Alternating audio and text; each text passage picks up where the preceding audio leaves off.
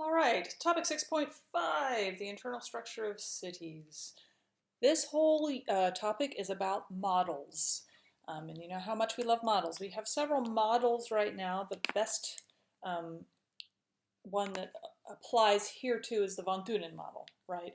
And the important thing about the von Thunen model was that it's not always accurate.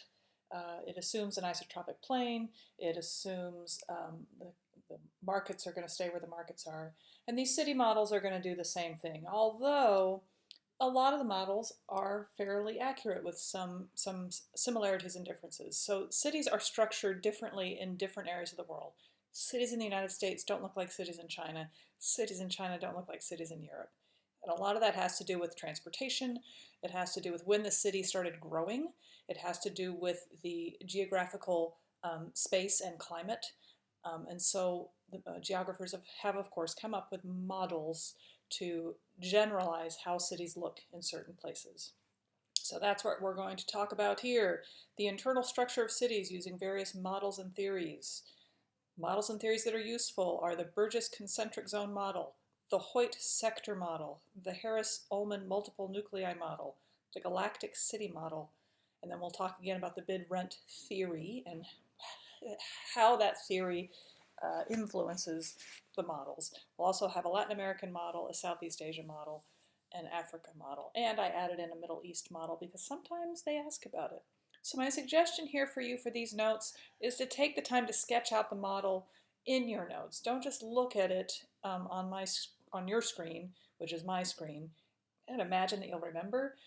Sketching it out will really give you a better understanding of how these are organized. In the middle of this unit, you will do a big project, um, and you'll create your own city based on one of these models. But you do have to understand the how and the why of all of them, and for a lot of you, that will include drawing the model in your notes. So do take the time to do that. All right, so what we're assuming here and what we know is cities are complex centers of economic, political, and cultural power. They are places of innovation, concentrations of humans in human-created built environment. They're the core component of human geography, and they play a key role in the study of population, cultures, politics, economics, and agriculture. There's a reason I do this one last, is because everything we've studied up until now kind of feeds into these last three units, into agriculture, industry, and urban. It all, again, don't think of these as separate units now. Think of this as one giant soup of AP Human Geography, and a lot of these things that we've talked about are interrelated to other things in other units. So they are based on, all of these models are based on observations of real places. They all share several characteristics. They classify and categorize the land use, where things are and why they're there. Why are the residential areas here? Why are the industrial areas here? They describe how various urban land uses are segregated spatially, and they offer explanations for the location of different urban land uses. So what we're talking about here is really something called functional zonation, and that is a vocabulary word. A zone is an area, and in a lot of places there's functional zonation. So residential is here, and industrial is here, and downtown is here.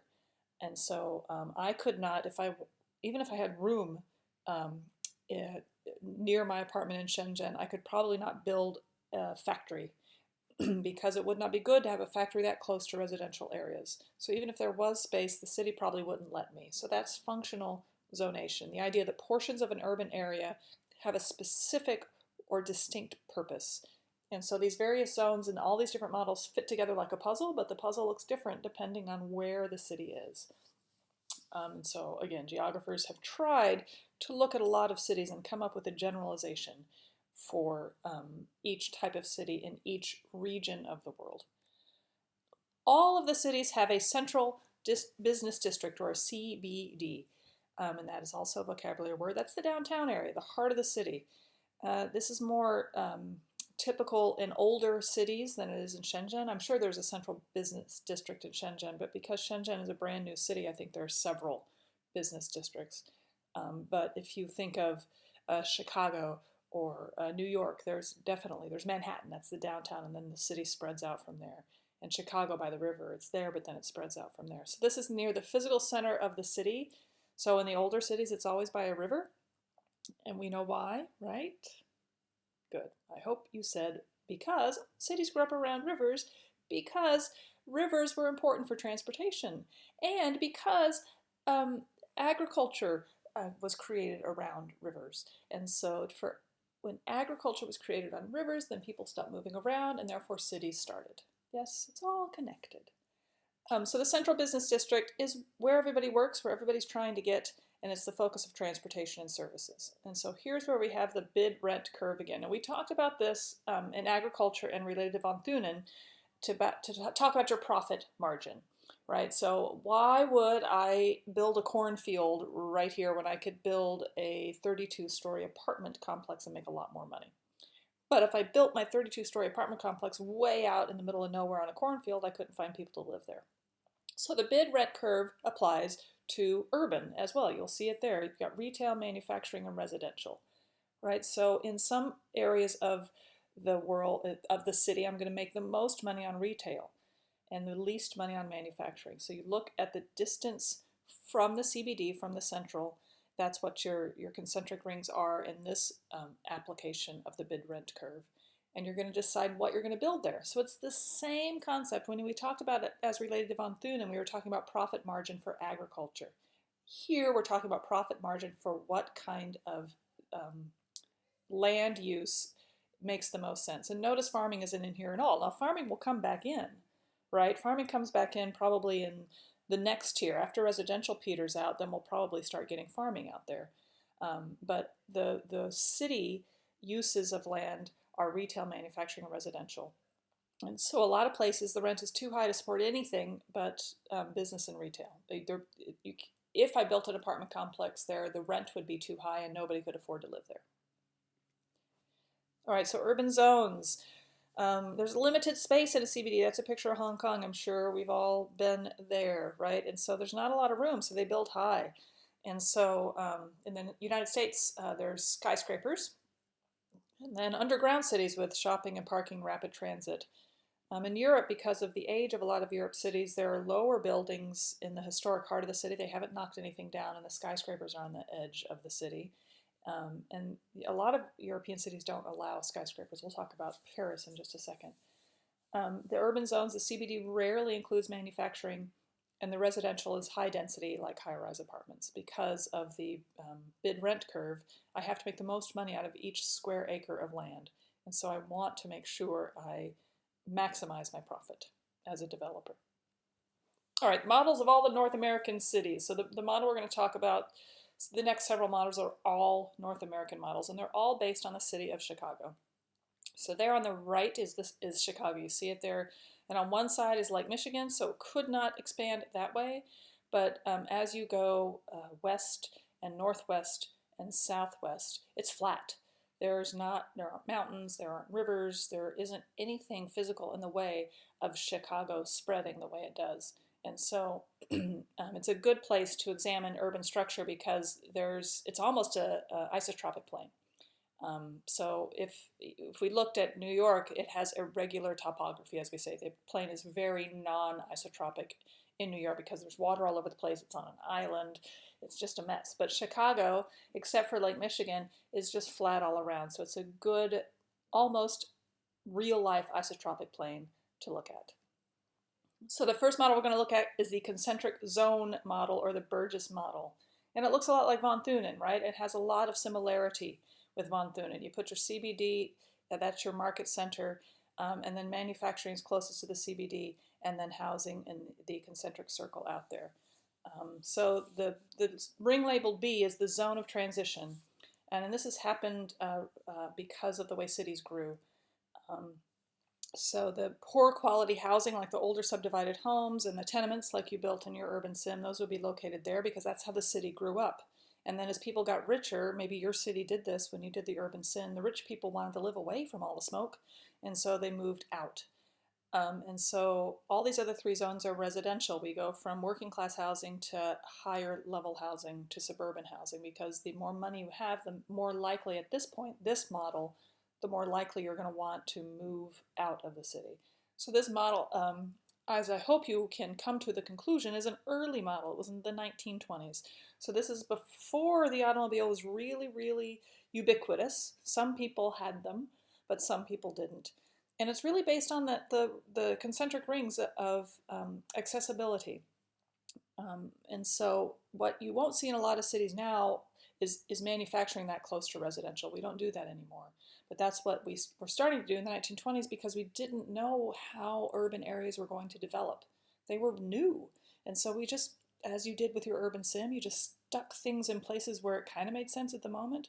But then hopefully, if you went back and redesigned your city, you'd change it. You would change where you put things because you would have a plan from the beginning, knowing where you're going. And so new cities, and I'm, as if you can see me, I'm putting my two fingers up as quotes, new cities like Shenzhen were planned. And so it's not perfect, but the way it's all organized makes a lot more sense than if Shenzhen had grown up from ancient times. So here's another picture for you of the concentric ring model, the Burgess model.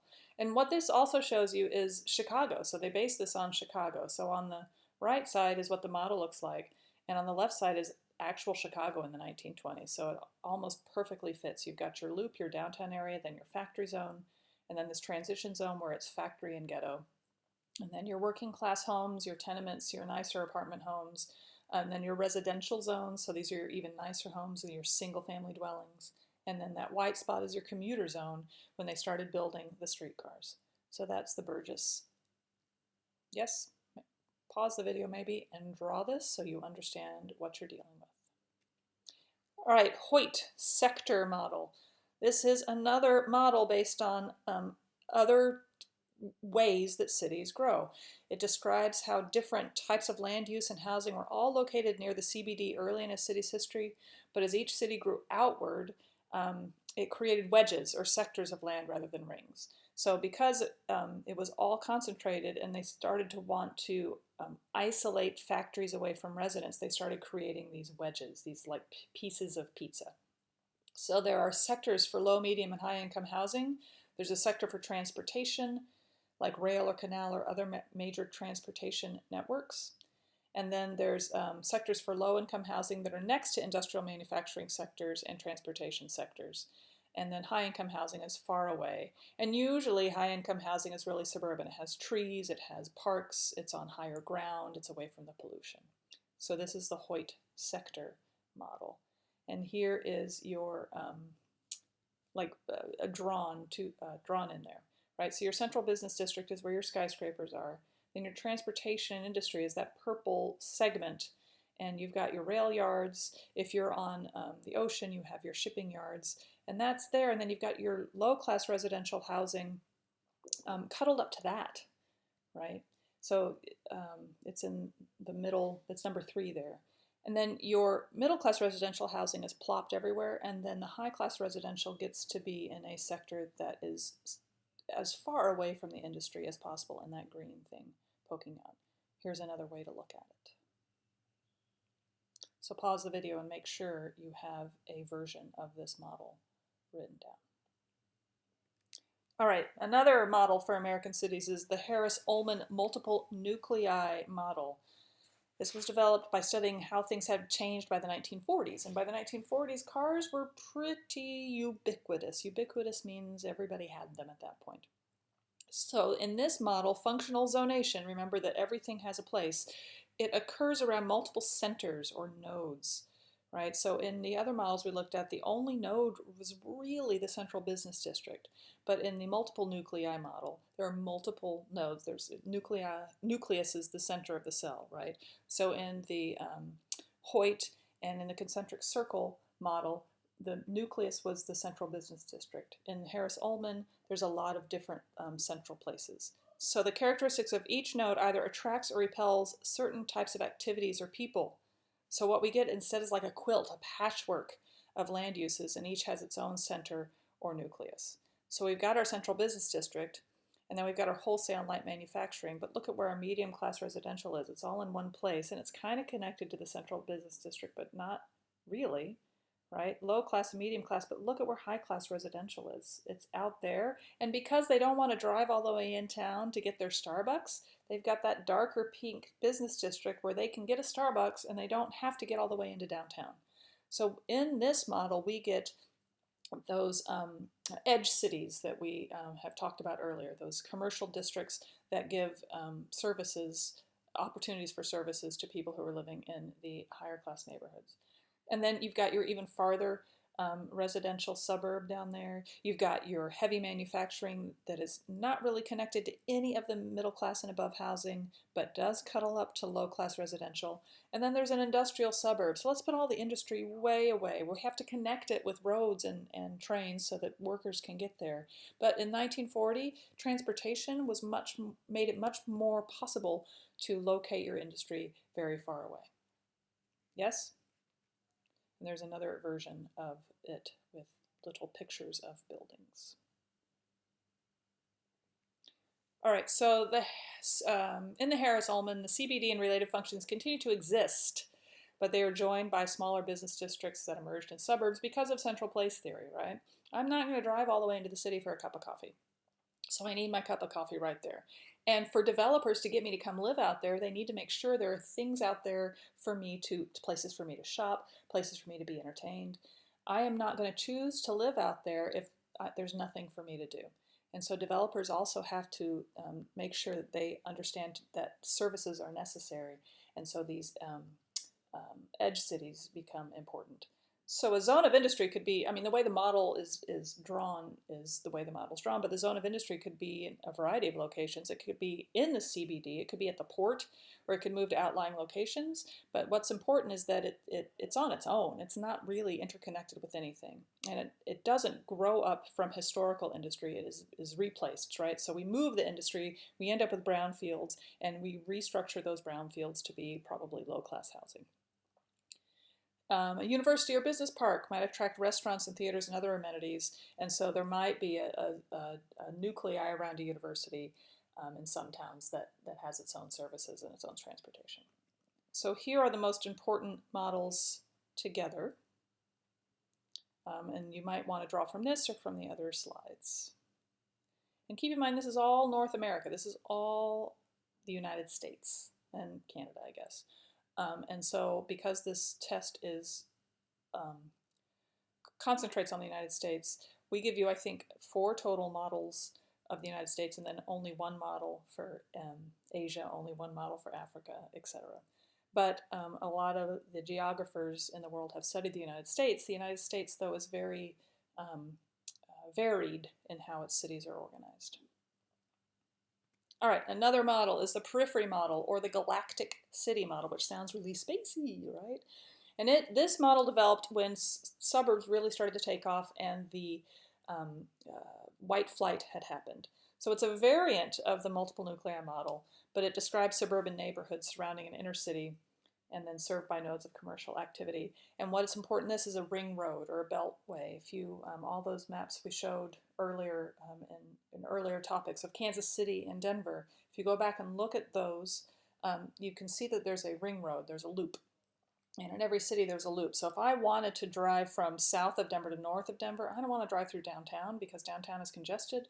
So they've built a ring road, they've built a loop so I can get around it. So it's farther in distance, but it's faster because I can drive faster on that loop road. And then inevitably along those loop roads, services popped up. So then they build other loop roads, right? So in Houston, there's a loop, then there's a second loop, then there's a tollway loop that was empty because it was expensive, but now more people drive on that because the other loops are crowded, so they're building yet another loop. So these ring roads connect all these services with transportation, and this is the kind of model you'll see in places where there's bad suburban sprawl. So you've got your central city there in the middle, you've got your suburban residential area, you've got a shopping mall, and number 3 maybe, industrial parks kind of thrown, but the industrial parks are on the edge there. You maybe have an airport way out. The airports are usually not connected to cities in these in this model, and then combined employment and shopping center, your edge cities there. And so number 8 and number 6 And number 5 really are edge cities, right? They're there so that the people that live in the far-flung suburbs can go there for their services and their jobs rather than traveling all the way into number 1. And that's what that model looks like if it were Legos. I don't know why it says list all articles of the same topic on that photo, but it does. All right, with the galactic city model, the periphery model, this happened because of the highways, because of the car, and because the government was building all of those suburbs for those GIs that were coming home from the war. And so those GIs were living outside of the cities. They were working at different jobs. They weren't working at factories. They were working in more white-collar jobs, as we used to call it then, with accounting or with services or with marketing, right? And so as those suburbs grew, functions of the central business district appeared out there. We have to have services or nobody wants to live there. And so the key locations along the transportation routes, these mini CBDs of hotels, malls, restaurants, and office complexes emerged, and those are called edge cities. Yes? All right, why did the models change over time? All right, so you've probably been thinking in your head, oh, because transportation changed. But what is the AP Human Geography vocabulary term for how transportation changed? Who has the theory? What's his name? There we go, Borchert. His epics, Borchert. I've never heard his name said, so I pronounce it Borchert. It could be Borchert. It could be Barchert. I don't really know. All right, the epics. So the Burgess model, the concentric model, is when cities were walkable. The Hoyt's model and the sector models when we had street cars and railway lines, and then with cars and highways came suburbs and edge cities and those other models, right? So increasing use of the car changed the American urban landscape. Okay, all right, that's America. Now there are models for the world. They've also created models to describe cities outside North America. So there are similar elements, and you will see the same idea of functional zonation. Industry belongs with industry. You don't really have industry cuddled up with residential and then residential on the other side of it too. You're not going to build a factory in the middle of a neighborhood. But these world cities either grew up at different times, they grew up without the influence of the car, or they had different cultural impacts, or colonialism and imperialism impacted a lot of these cities as well, particularly underneath that Brandt line in the developing world. All right, Latin American cities. It's the Griffin-Ford model. So in the Latin American city, there is a 2-part CBD in the center of the city. There's the traditional market center that was there when the city started becoming important, but that traditional market remained there, and they built up a modern CBD right next to it. And then the most desirable housing is next to that. In America, you don't really want to live downtown. That's changing. But in America, you want to live out in the suburbs. That is the cultural desire. That is changing with the next generation does want to live closer to the services and not use their cars as much. And that's what happened in Latin America. So the most desirable expensive housing is next to the CBD, the dual CBD. And then high quality housing extends out from the urban core with a spine of commercial development. So in a straight line where the theaters and restaurants and entertainment services are. And the spine ends in yet another center known as a mall.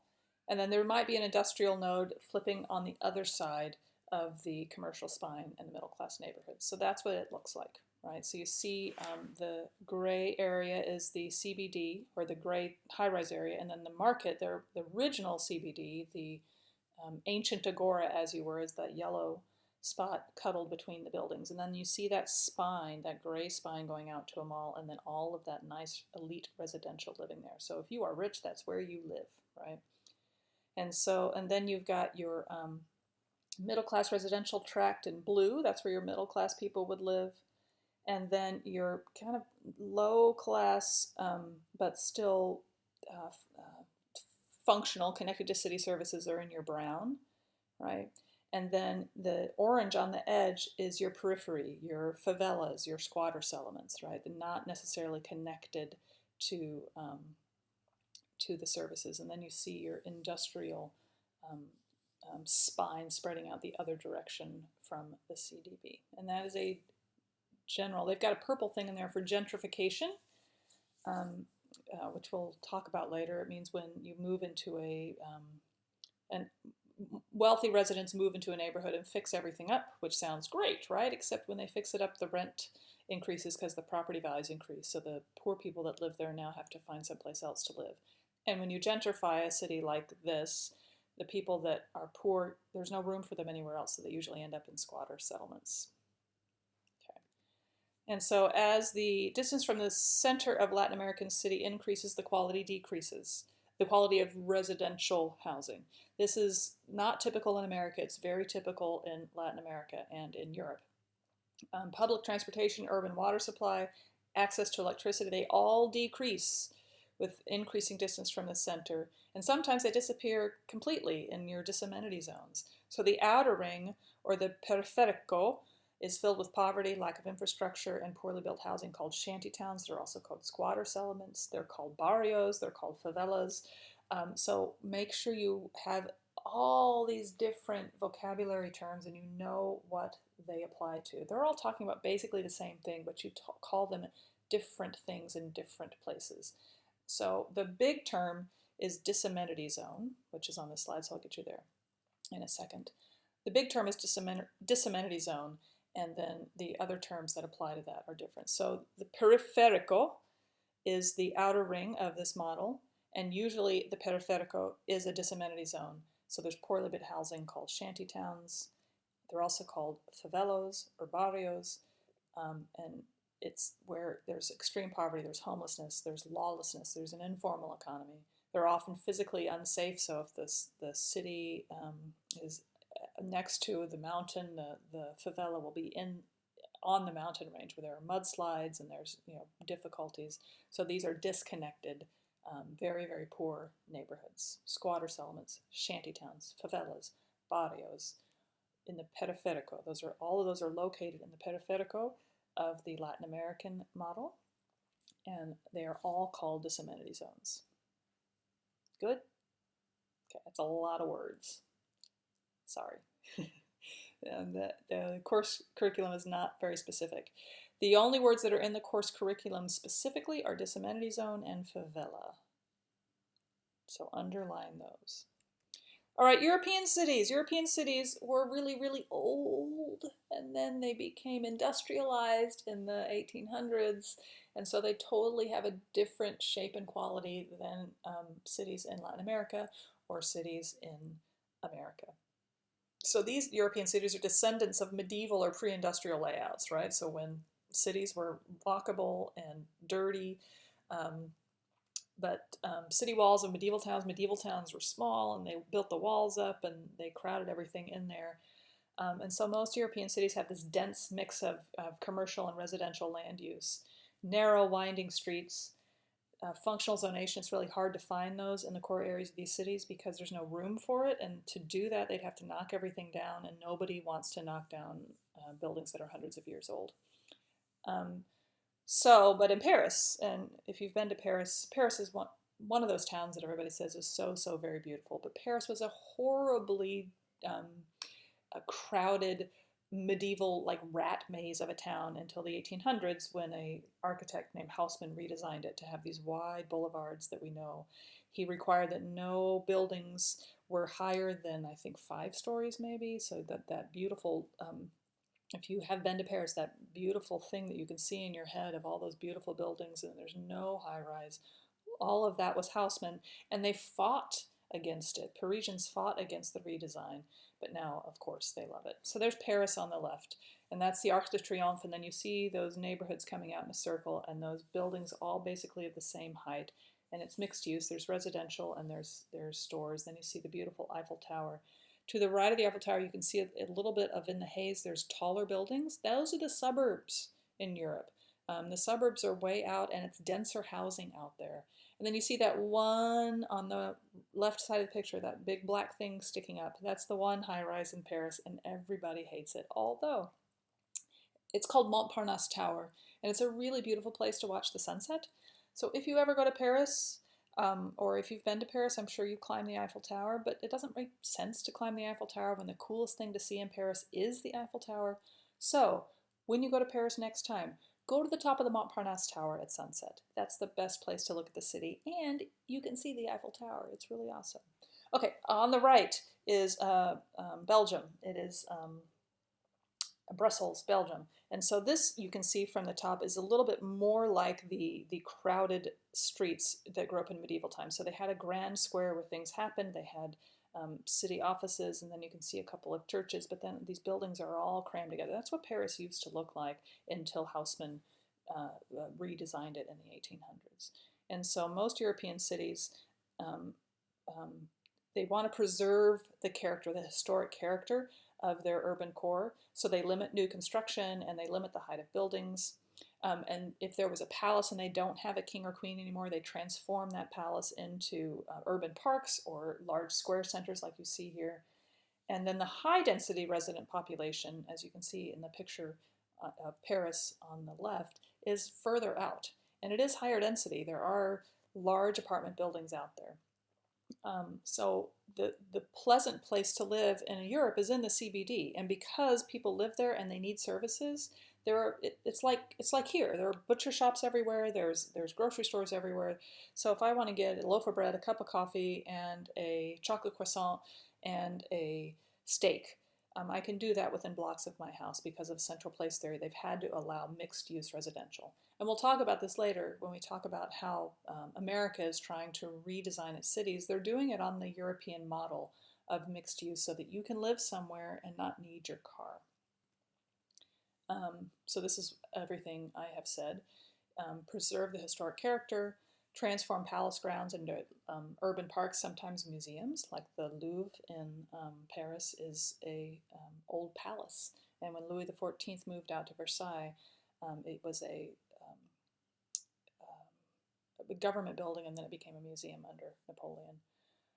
So because people live there, you need services for people, and so European cities tend to be mixed use, commercial and residential. In Europe, the suburbs are where you find the high-rise buildings. The densities are higher in the suburbs. That's where the immigrants go, and it creates ethnic diversity in European suburbs, unlike America. So here's the difference. In Europe, suburbs are filled with ethnic diversity. In America, suburbs are not, historically. Suburbs are where the white people went when the ethnicities moved in, when the minorities moved in, when the immigrants moved in. They left. In Europe, the immigrants, there was no room and they couldn't afford the downtown area, so they went to the suburbs. And so in America, the suburbs are where the wealthy go. In Europe, the suburbs are where the not so wealthy go, right? So often, like in the suburban areas of Paris, you find these ethnic enclaves of places that used to be colonized by France. So there is a Moroccan neighborhood, there's an Algerian neighborhood, right? And so you can get, there's mosques everywhere because most of those folks are Muslim. So you can get really good kebab because if you're going to go somewhere in Europe, you're going to go somewhere where the culture feels similar, and the culture of Morocco and Algeria, because they were French colonies, feels a little bit French. So France feels a little bit more comfortable, and you're likely to know the language. So people in India, they don't go to France usually. They do.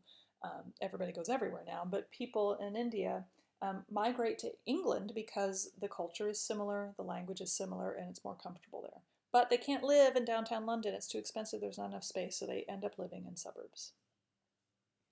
All right, sub-Saharan African cities. Large cities were rare in Africa until the 19th century, and the Europeans mostly built them. And so on the kickoff of European cities, then when African countries became independent, the cities developed off of a European base. So new cities have been built next to or on top of existing ones. So they have a special kind of pattern. So a traditional CBD, a market area, that existed before European colonization. So there was always in African cities a small shop clustered along narrow twisting streets where you would go. That was the center of the economy. It's usually formal and complies with local regulations. The colonial CBD is when the colonial powers came in, they built something else right next to it. You see this in the Latin American model too. So it usually has straight avenues and large homes and parks and administrative centers. And so in Morocco, this is sub-Saharan, and I have not been to sub-Saharan, but Morocco is similar in the sense that it looks very Muslim in one part of Casablanca, and then it looks very French in another part of Casablanca.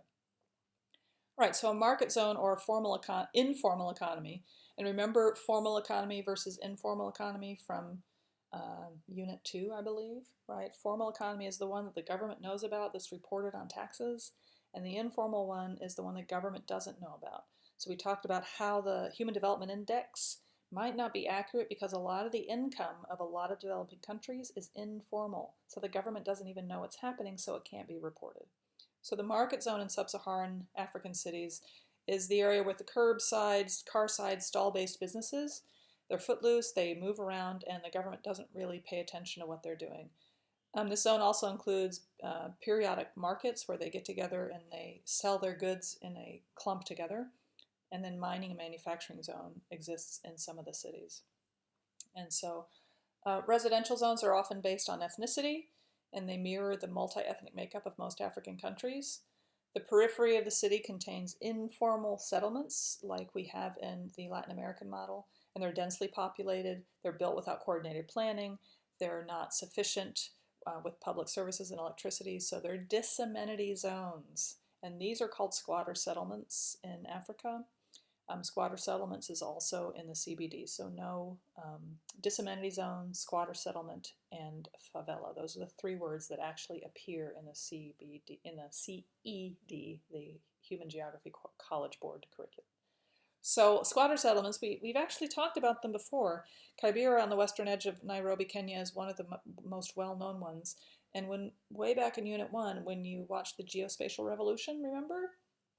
And you talked about how I think it was the 4th episode, talked about how they were trying to map the slums. And so they gave all the people that lived in the slums GPS devices, and the people mapped the slums, and they mapped where the medical facilities were and where the clean water was and where it was more likely you were to get raped or killed in the areas, and so women could avoid those areas. And so in these squatter settlements, in these disamenity zones, this kind of grassroots government kind of pops up. Often there's no room for grassroots government because it's run by a drug kingpin or another kind of gang. And so crimes, drugs, disease, all of these are problems in squatter settlements. All right, so this is what the model looks like. You will sometimes see it called de Blige. So he was a South African geographer. So that orange square in the center is your colonial CBD, so it was built up right next to your market zone, your brown center, right? And so and your traditional CBD. So the traditional CBD is the formal economy. That's the peach color. The market zone is your informal economy. That's the brown color, and those were both there before the colonial powers came, and then the colonial powers came and built their colonial CBD.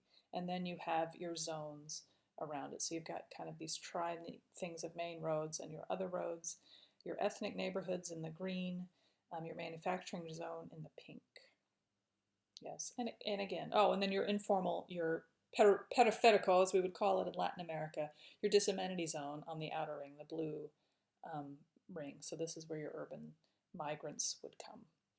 And so it is kind of a concentric ring with a clump in the center, and this is what it looks like. And here's a picture of the Kibera slums, in case you've forgotten. So slums, shantytown, favela, periférico, squatter settlements, all of those are basically words that apply to this, but you don't use the word periférico in Africa. You use the word squatter settlement. Yes, okay. Middle Eastern or Islamic cities. So Middle East, North Africa, parts of Spain and East Africa, wherever the Ottoman Empire and the Muslim culture was prevalent, this is the kinds of cities you have here. And the dominant feature is a central mosque. And then the central mosque is usually surrounded by a bunch of structures with services for the public, like schools and soup kitchens and other things that a city needs to survive. So what the most important function in an Islamic city is mosques, because mosques are responsible for notifying the citizens that it's time for prayer. And before we had technology like phones in our pockets that we could set alarms, you had to be able to hear a mosque. You had to be able to hear the prayer call from the mosque.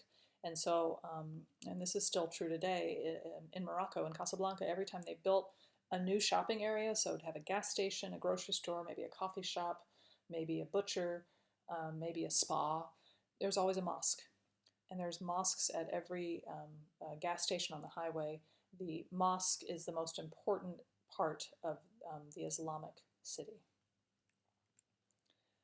So that's what it kind of looks like with your mosque in the center, and then it grows out. And those early Islamic cities were walled because they were there was always war going on there.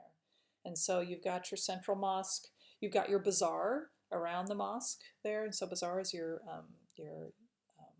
shopping area. What do we call them in Morocco? I can't think of it right now. And then you've got your residential quarter, and then your citadel, your wall around that, right? And so there's a two versions of what a city looks like. So you'll see on the left is a mosque surrounded by a wall, and that's like the old city, and then the city has expanded outside that wall. And so the mosque, this is in the Middle East. I think it's in Iraq. I think it's in the notes. If you're looking at your PowerPoint, it's in the notes at the bottom. It's Iraq or Iran. I'm apologetic that I can't remember right now. On the right is Fez, Morocco. And so Fez that's one of the main mosques, but there are 3 or 4 mosques in that central district.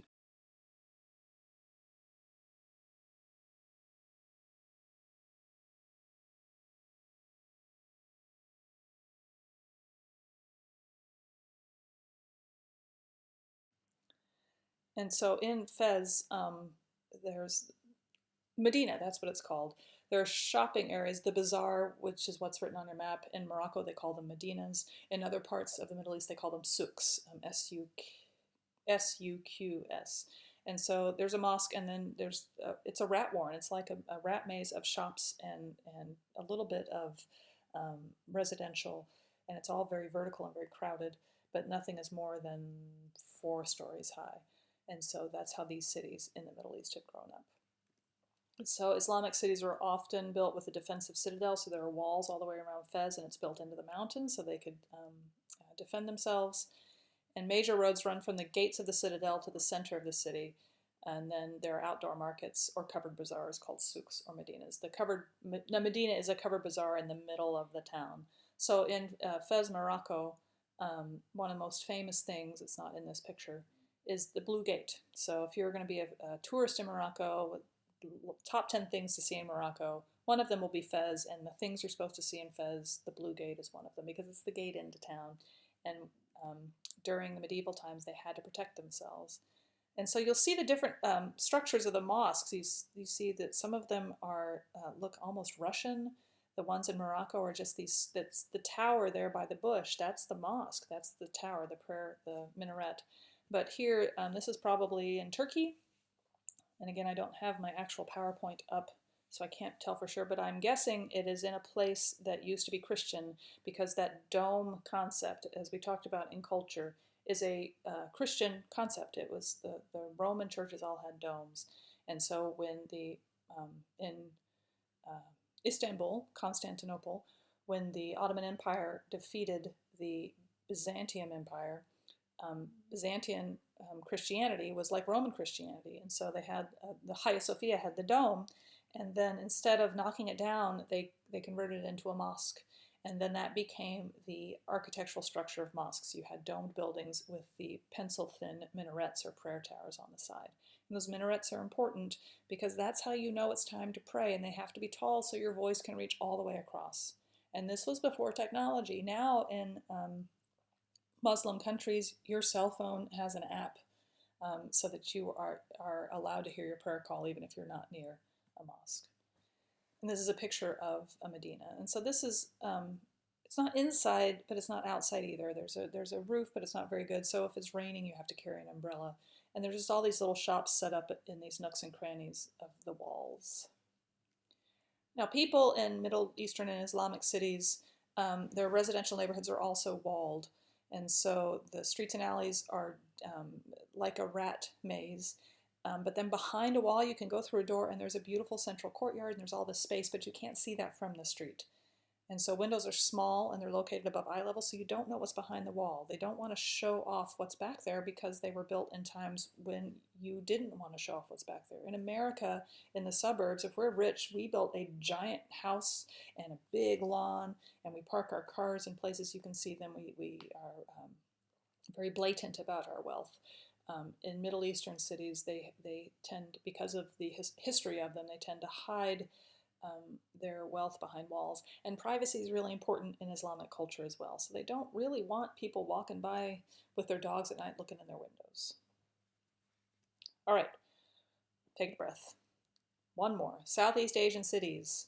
So this is where we are, right? And so if you look at that picture, that looks pretty similar. So the focus is usually on a colonial port zone. It's on the water and the places that used to be a port. And so there's an export-oriented zone, and it shares commercial uses that many places in North America would place as CBD. There might also be a government zone, and then a commercial zone dominated by foreign merchants and ambassadors who have come in from other countries. And then there's usually a belt of gardening on the outside. And so this is kind of a mixture between concentric and segmented, right? You've got little pieces of pizza and your concentric zones. And so the focus here is the port. And so you've got your alien commercial zone is what they call it on this map. That means your foreign business comes off of your port zone. And you have mixed land use and a government area, and then a western commercial zone, and then you've got your residential zones in kind of circles. And then your squatter areas and your suburbs kind of cuddled up right next to each other in one concentric ring, and then you have marketing on the outside. So cities in Southeast Asia have a history of Chinese immigration and commercial interest, and so in many places the foreign alien commercial zone is Chinese. Here in China it's Korean and Russian and American, right? But in other Southeast Asian cities, the alien commercial zone is Chinese because Chinese businesses are working there. And as the importance of industry has risen in the past several decades, industrial parks and regions of manufacturing have emerged on the edges of the cities. So if I knew Shenzhen a little bit better, I would know probably where that market gardening zone starts, and I would know where the industry is. But I don't have a car, so I've never explored Shenzhen in the way I probably should. All right, that is the last model. Pause, take a deep breath, get a glass of water. We're doing two more topics today, 6.6 and 6.7. 6.6 is density and land use. Density means what? How many people or how many things? If it's dense, there's a lot. If it's not dense, there's a few. So we're going to talk about the attitudes and values of a population as well as the balance of power within a population are reflected in the built landscape. So we're going to talk about low, medium, and high density housing and how they represent different patterns of residential land use. We've already talked around this quite a bit, so this is where we talk about it specifically. So residential buildings and patterns of land use reflect and shape the city's culture, technological capabilities, cycles of development, and infilling. And we'll talk about what infilling is later, but maybe you can guess. All right, so all cities have regulations on how land can be used. So I could not buy my apartment complex, knock it down, and build a factory. Even if that was profitable for me to do, which it probably isn't, the city won't let me do that. It does not want a factory right here in the middle of all these apartment complexes. And so cities create zoning ordinances where you're allowed to have what. And these are different in different countries. But they're specific to each city and sometimes specific to each country. So in general, there are residential zones, there are commercial zones, and there are industrial zones. In places like China and Europe, there are places where residential and commercial are mixed together because of the central place theory. You need to provide services which are for, you can only find it in commercial zones. In the American suburbs, they're pretty separate because we have cars. And so we live in our separate house and then we get in our car, and you'll see this when you watch Nation on the Move. We get in our car and we drive to the grocery store. Here in Shenzhen or in Paris, when I was in Paris, you walk downstairs and walk to the store. You can't really do that in the suburbs in America. You can do that in New York, but you can't do that in the suburbs. So zoning is really important.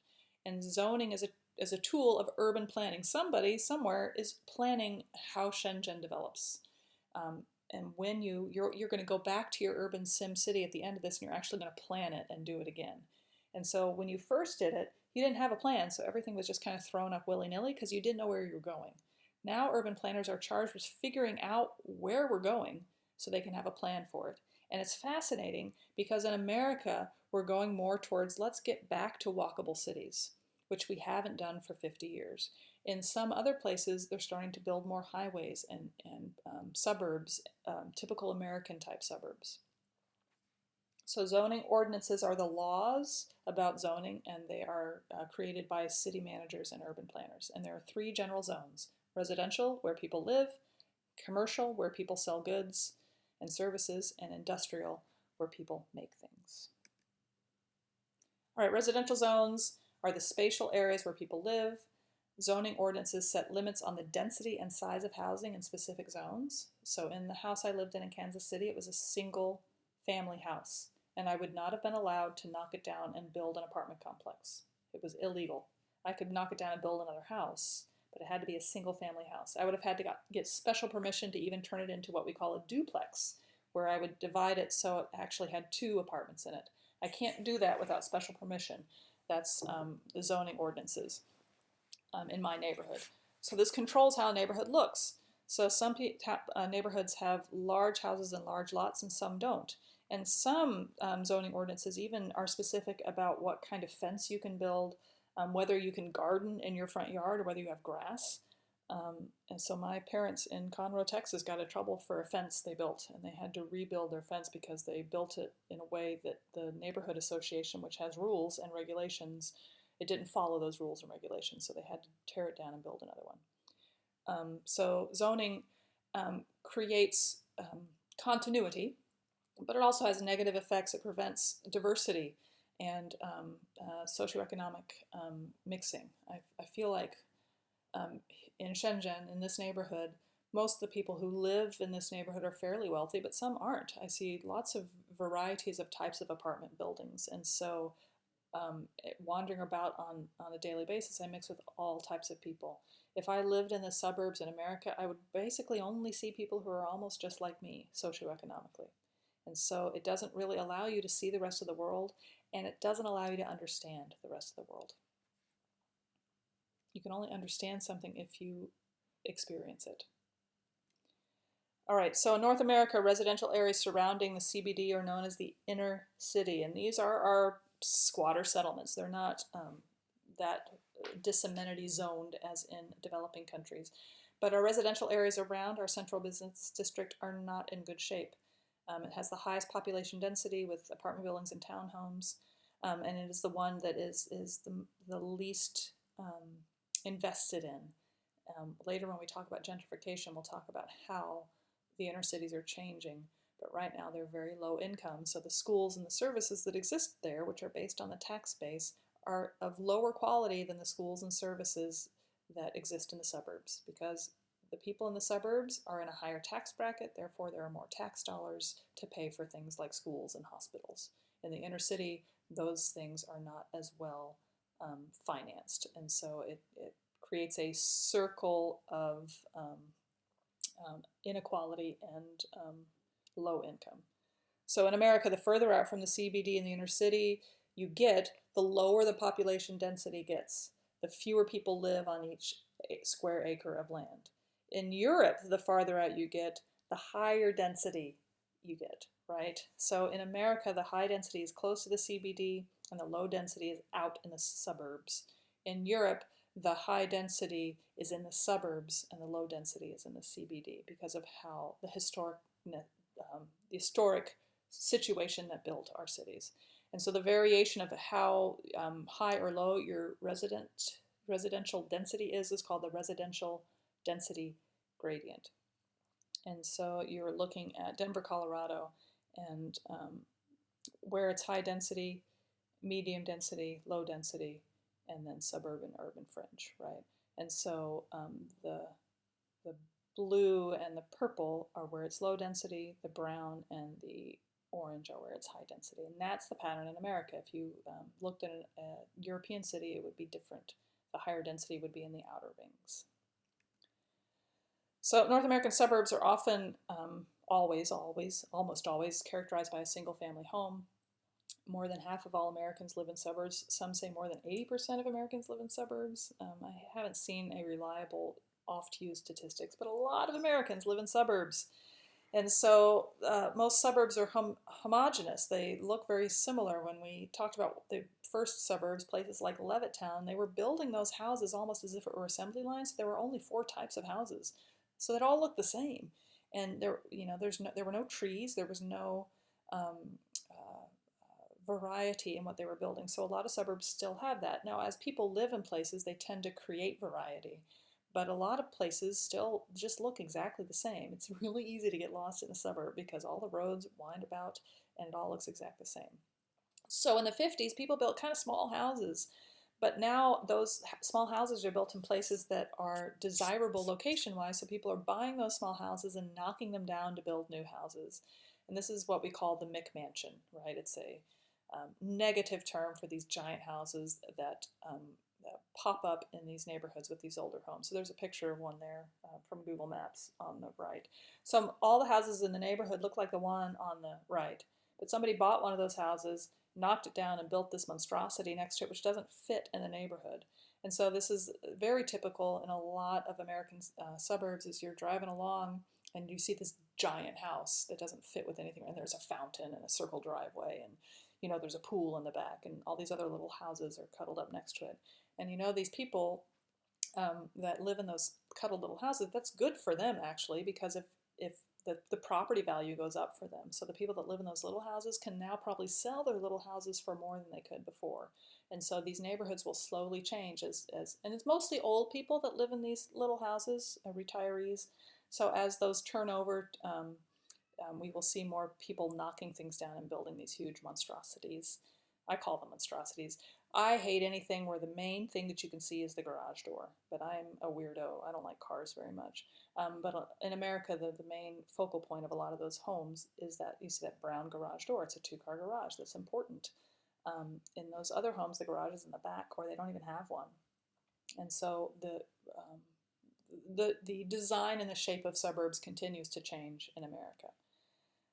Neighborhoods can drastically change when an open space presents an economic opportunity for a landowner, and so they can build apartments, or they can build stores and maximize their profit. So this is called urban infill. I should have bolded that. Urban infill is the process of building up underused lands within a city. So if you look at the picture on the right, if you look at it really closely, it's the same place. The top is before urban infill and the bottom is after. So if you follow your eyes to certain sections, you'll see that there are buildings where there used to be parking lots. So the baseball field is still there, but across from the baseball field is buildings where it used to be empty vacant lots, and on both sides of that baseball field. So and this is what's happening in our inner cities as we gentrify them. We're going into them, we're finding these vacant lots in these brown fields where industry used to be, and we are infilling, we're building something new. And what infilling does, even though it is hard on the residents that live there, it's preventing urban sprawl, which is becoming a problem that America doesn't want to have anymore. And so you fill in the holes in the city rather than expanding out of the city. And those holes can't just be filled with homes, they have to be filled with services so that I don't have to travel too far for my services. That's urban infilling. That's a vocabulary word. It should be in bold there. All right, so the transformations as people move in and out of a neighborhood and pass from one social group to another, and this is typical in America, it's called filtering. So the neighborhood used to be filled with wealthy upper class people, but when they moved out to the suburbs, those neighborhoods transformed themselves into lower income neighborhoods, which means they had to change. A lower income person can't afford a giant house. So somebody would take that giant house and divide it into several apartments. And then, so the picture you see there, that's a house, but somebody has divided it. Now it's 2 apartments. So you see doors on each side. The original door was probably in the middle there. And so they built new doors and new steps. So that's a 1-family house turned into a 2-family house. You see some houses turned into 3 or 4 family houses, depending on how big they are. And so this is a ripple effect down the social scale, and it's called invasion of succession. So this is really interesting. A lot of neighborhoods have become ethnic enclaves, and so what they looked like in 1940 versus what they look like now is very interesting. The stores in 1940 versus the stores now. And so in an Hispanic neighborhood, you have different types of stores because the culture of the Latinx culture is totally different than the American 1940s culture that built up the neighborhood. So that's called invasion of succession. And now some of those immigrants from Latin America have moved to the suburbs, and those neighborhoods are now becoming Vietnamese or Chinese. And so what used to be a taco place where you got great Mexican food is now a pho restaurant where you're getting great pho. And so that's called invasion of succession, when a neighborhood kind of flips and changes from a Mexican ethnic enclave to a Vietnamese ethnic enclave, because the Mexicans have of that neighborhood have started to move out into the more wealthy neighborhoods because they have been immigrants. They're like second generation immigrants, so they're wealthier. So they move, and that opens up a spot for a new generation of immigrants to come in. So that's invasion of succession. Filtering is when a neighborhood passes from higher economic, socioeconomic to lower socioeconomic. All right, gated communities are really typical in America. And I guess when you really think about it, particularly right now during the coronavirus, all of our apartment complexes are gated communities. So in theory, you can't get in unless you live there. The openness of my apartment building before the coronavirus, it was pretty open. Like the gates were closed, but it was not hard to get in. In gated communities in America, you can't get in unless you've got the code and they buzz you in and there are guards. And they're not apartments, they are single family homes, security guards and cameras and all of that to try to keep you safe. And the landscaping and the housing and other elements like what kind of fence you can build, it's all very strictly regulated. And so these in America are in the suburbs, these gated communities. All right, suburbanization of business. So again, if I live far from the CBD, I don't want to drive all the way down there to shop. So I need to create these suburban businesses and business centers so I have places to shop. So the availability and of the businesses and of the types of businesses, they change based on the population around it, based on central place theory. Is a target going to survive here? Is there enough population to make a target survive? And so in the United States, the movement of commerce out of the cities and into the suburbs is really typical because the rents are cheaper down there, and we have this big box phenomenon now. We like to build huge houses, or huge buildings for our Walmarts and our Targets and our Bed Baths and Beyond. So they don't fit in downtown areas. So we do these big box retail stores, we do these strip malls, and then offices and businesses grow up around them because they're commercial districts. So they become little edge cities. So many inner cities now have declining job availability, consumer choices and services, because all of the services have moved out into the suburbs. So if I live in the inner city, I might not be able to get groceries as easily. That's where we get food deserts that we talked about in agriculture, right? Because if my grocery store can't make a living in that part of the city, I'm going to pick it up and move it someplace where people have money. And so the picture there, that's in Kansas City, that's Ward Parkway Mall, right? And so on all sides of Ward Parkway are upper middle class suburbs. And so malls are kind of dying in America, but this one came back by putting in big box stores. The Target and the Trader Joe's and the Old Navy are all brand new. So the idea of the enclosed mall in America, it's dead. But agglomerations of big box stores is very much alive. You know what I mean when I say big box store, right? A Target, a Walmart, a giant square building filled with everything you would ever need. All right, so outside North America, I've already talked about this, the residential density grading is different. So in America, it's dense in the inner cities and not dense in the outskirts. In most other places, it's dense in the it's not dense in the inner city, and it becomes dense in the outskirts. So European, it's dense in the outskirts because in European CBDs, there's historic structures that they want to keep, so there's no room to build up population density. Latin America is the same thing. It tends to combine the European suburb model, but it also has American influence enough that there are some American-style suburbs in Latin America. And in Latin America, the gated community is pretty typical because they're trying to protect themselves. And so gated communities all over the world are becoming more common because wealthy urban elites want to get out of the city to seek space, peace, quiet, and security. However, there is a contrary move of young elites, young upwardly mobile 20-year-olds wanting to move back in the city because the city is where the excitement is. They grew up in the suburbs, and the suburbs are boring, and they don't want to do that, so they want something different. All right, one more. You can do it. Take a breath. Infrastructure. What does that mean? Hopefully you're saying the things you build to provide services. So buildings, transportation, sewage, electricity, Wi-Fi, all of that is infrastructure. So we're still on the same enduring understanding. We're going to talk briefly about how a city's infrastructure relates to politics, society, and the environment. And the quality of the infrastructure directly affects the spatial patterns of economic and social development. If there's no infrastructure available, I'm not going to live there. I'm going to go where there's infrastructure because I have that choice, which leaves the place where the infrastructure is weak for the people who don't have much of a choice, the people who are less wealthy or less powerful politically. Right? So infrastructure varies greatly based on in America particularly, based on your socioeconomic standing.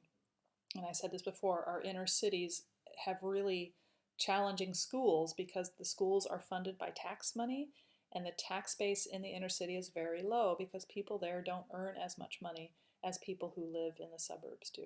So we've got a big problem with infrastructure kind of making it impossible for people to escape the cycle of poverty. So infrastructure includes transportation features such as roads, bridges, parking lots, and signs. Also service buildings like police stations, courthouses, and fire stations. Distribution systems for water, gas, and electricity. Collection systems for sewage and garbage. And it also includes entertainment venues such as museums, theaters, and sports facilities, right? You can't have a NFL football team or a Major League Baseball team in every town in America because it is a high threshold service.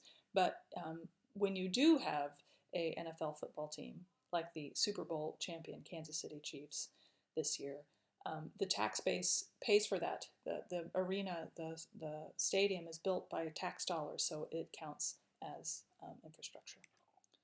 So rebuilding and repairing and replacing infrastructure is very expensive. And in a busy urban setting, it's disruptive to people who are trying to move about when you close a road or you close a bridge or you close a metro stop because you are constructing it. So sometimes they avoid fixing things because it would disrupt a bunch of people. And so in New York, there was a whole subway line that needed to be fixed, and they finally had to close the whole thing down. And it really disrupted the people in that neighborhood, and for the 10 years it took them to fix it, the property values in that neighborhood shrunk because it was not as easy to get from that neighborhood to downtown. And so it completely changed the neighborhood because they were trying to fix this infrastructure. But they let it get so bad they had to close it entirely. So maintenance of infrastructure is really important, and older cities have a problem with this. Newer cities have a problem with this. There are potholes all over Kansas City, Missouri, because it costs money to fix them and fix them well. So infrastructure can really make or break a neighborhood and a whole portion of the city. It can connect people who've never been connected before, but it can also create connectivity problems, right? So in Denver, Colorado, public resources, by that I mean taxes, they were used to build the stadium for the Colorado Rockies. And so this stadium actually served as an anchor for economic development, and it revitalized that area of Denver. It was worn down, it was in need of revitalization, and because it wasn't a terribly residential area, it worked. So they built the stadium, and then they built some residential and commercial around it, and it worked. It became an area that is now a hub of Denver. In Atlanta, they built the Mercedes-Benz football stadium, but they built it in an African-American neighborhood that was dilapidated. So they displaced a bunch of people. They displaced the connectivity of that neighborhood where everybody lived, where everybody went to church, where everybody shopped. And the building of the stadium didn't provide jobs for those people. So there were limited economic benefits for the community. And that's what you see often in infrastructure, particularly with roads in America, is they build the roads in the place of least resistance. So if I need to build a road through Sheko, I have to create space to build that road. So I have to buy these apartment buildings so I can knock them down and build a road, particularly if I'm building a highway like you see in the picture. And so if the people living in the apartments have economic and political power, they will sue you. You can't get them. You can't get them to take your purchase and let you build the road. But in lower socioeconomic areas where the education is low and the resources are low, you can take advantage of those people a lot more easily. So I think I talk about this later. It's called eminent domain. If the city government comes to me and says, your house is an eminent domain, here is what it's worth, you have to take it, I have to move out. I can try to stay, but if you've seen the movie Up, you see what happens when you stay, right? So Carl refused to move, and so he was the only one left. He wouldn't let them buy him out. So in America, eminent domain is cheaper if you're doing it to people who aren't going to sue you, and to people who don't have political resource to fight back. So they take the buyout, and then they have to find other places to live, and it completely disrupts neighborhoods. And so if you look at this picture, that freeway right there, it was built to connect the suburb to the CBD that you see there. So the suburb's out of the picture on the bottom of the picture, and the CBD's at the top. But it went through an inner city neighborhood. So they displaced all sorts of people. They divided neighborhoods in half. You can't cross one of these highways on foot. So if I'm on the east side of the highway and my best friend's on the west side of the highway, it's now much harder to get to my best friend if I don't have a car. And a lot of lower socioeconomic people in America don't have cars. And so this happened disproportionately in minority communities because that's where it was easiest to get people to take the payout. And a lot of people there are renters, right? So that wasn't them taking the payout, it was their landlords. And so the landlords could make enough money sometimes that it was worth it to them. And so freeways and highways also, they cause air pollution and noise pollution. They cut off pedestrian traffic and they isolate citizens. And so infrastructure can really help a neighborhood, but it can also really, really hurt a neighborhood. Now, subways are a more equal mode of transport than freeways. They are more egalitarian. They are more likely to be accessible to lower income people, but they still disrupt neighborhoods that they're being constructed in. Even though they're underground, they still disrupt things, but they are egalitarian. So where subway access points are placed changes neighborhoods and the location of services. I talked before about that one spot in New York where they had to close like 4 stops to fix them, and it took them a long time. And so the residential places along those 4 stops actually decreased in value because people didn't want to live there anymore because with those 4 stops closed, it made it really hard for them to get to work. And so New York City has been working for over 40 years to make the subway system, more equitable, but also make the map more easy to read and understandable. So this is just an interesting little interactive slideshow that tells the story of the guy, he just died, which is why this popped up in the news, the guy that redesigned the subway map to make it easier for people to read and understand where they were going. All right, that's all for today.